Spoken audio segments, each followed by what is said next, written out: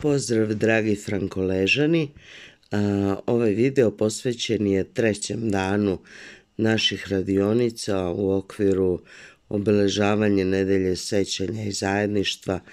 Ono što smo mi odlučili i kreirali su origami srca pod nazivom Srce te opisuje i povezuje.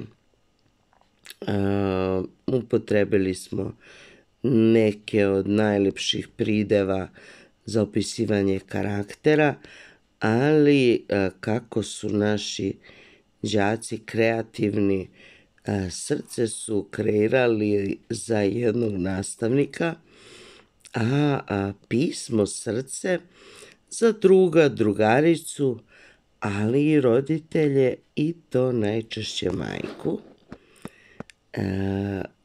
U nastavku videa biće prikazan video za kreiranje ovog srce pisma, ali usporeni video snimak sa profila, mislim da je Kimigami UK, usporeni snimak kako bi mogli da nastavimo, jer ovo srce pismo nije baš jednostavno napraviti.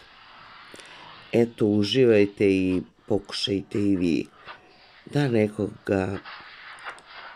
nekome pošaljete lepe misli mira, ljubavi i da budete kreativni.